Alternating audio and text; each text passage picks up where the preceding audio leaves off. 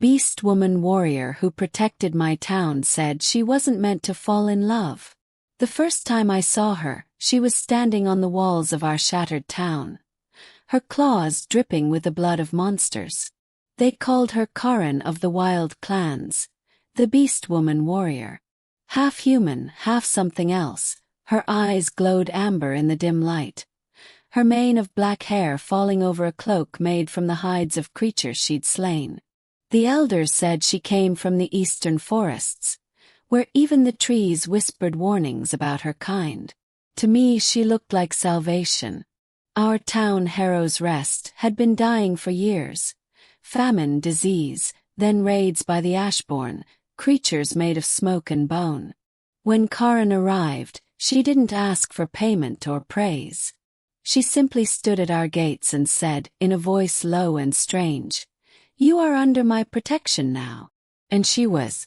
Scene 1, the wall. I was one of the watchmen then, barely more than a farmer with a spear. She climbed the walls before dawn each morning, silent as a shadow, and scanned the mists beyond the moors. "Do you sleep?" I once asked, as I brought her a cup of broth on a cold night. She looked at it, then at me, and for a moment I thought she might snarl. Instead, she took it gently, sniffed it, and said, "You shouldn't look at me that way, human." "What way?" I asked, confused. "Like I'm one of you." Then she drank the broth and turned away, her tail flicking in the wind. From that night onward I started watching her, not as a guard, but as someone trying to understand the heart behind the fangs. Scene 2, the Battle of the Hollow. The Ashborn came again 3 weeks later, a swarm of grey horrors spilling from the fog. The town bell screamed, and everyone ran for shelter. Karen leapt from the wall like a thunderbolt. I saw her fight, truly fight, for the first time. She moved faster than any human could, claws flashing, muscles rippling beneath her scarred skin. Every swing of her curved blade cut through shadow and smoke. But when one of the creatures tore through her shoulder, she didn't cry out. She only growled and tore its head off with her bare hands. By the time dawn came, the moors were black with the bodies of the fallen. The Ashborn had retreated, and Harrow's Rest was safe for now. When I found her outside the gates, she was slumped against a stone, bleeding badly. "You should have stayed back," she rasped as I bound her wound. "This isn't your war. And yet you fight it for us," I said quietly. Her eyes softened just a little. "That's because I was born for this. Born to fight. Not to." She stopped herself, looking away. "Not to what?" Her silence said everything. Scene 3, the winter that changed everything. Winter came harsh and bitter. Food ran low, the fires dimmed, and Karen began to stay closer to the people she once avoided. She helped mend roofs, taught children how to track, even laughed once.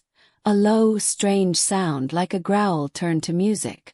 I'd sit with her by the old well after sundown, when the mists rolled in.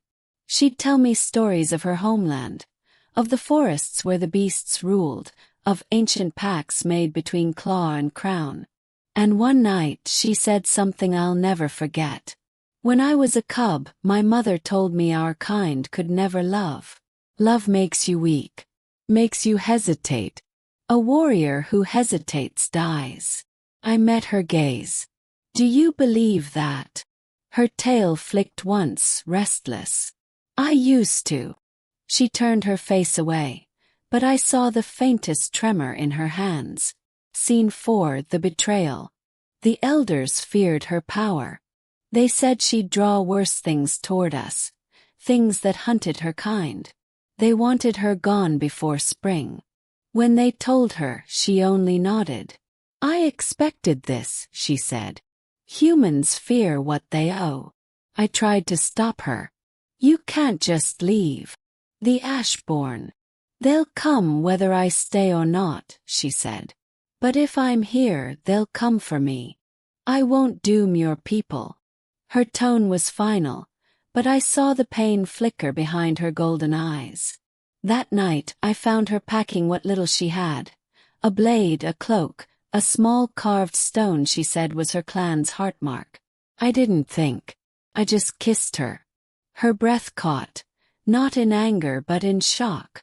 For one heartbeat, her claws brushed my cheek, trembling. Then she pulled away, eyes wide, voice raw. "You fool," she whispered.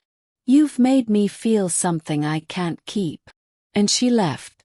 Scene 5, the final stand. Weeks passed. Without her, the town grew fearful. The Ashborn returned, stronger, hungrier. We fought, but we were losing. Then, as the gates cracked and the fires burned, a roar split the night sky. She came back. Karen moved through the enemy like a storm given flesh.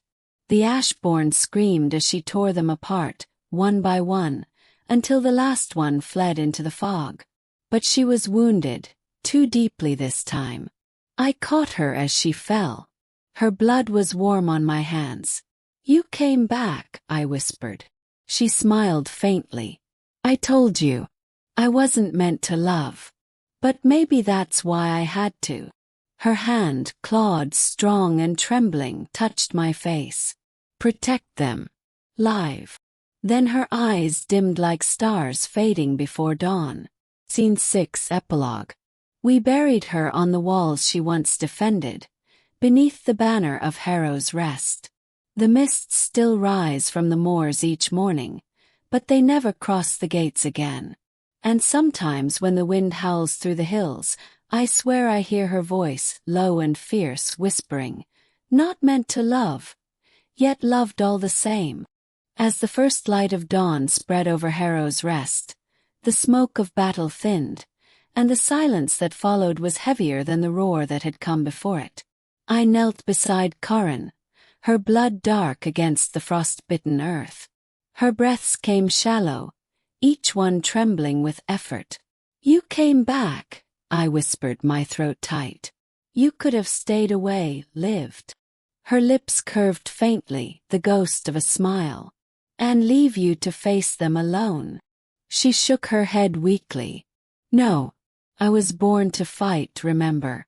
But this time I fought for something more." Her golden eyes searched mine, bright even as they began to dim. "You made me remember what it means to choose my battles. To love, even when it's forbidden." I took her hand, clawed, calloused, trembling, and held it against my chest. "Then don't stop choosing now. Stay with me." Her gaze softened. "I wish I could.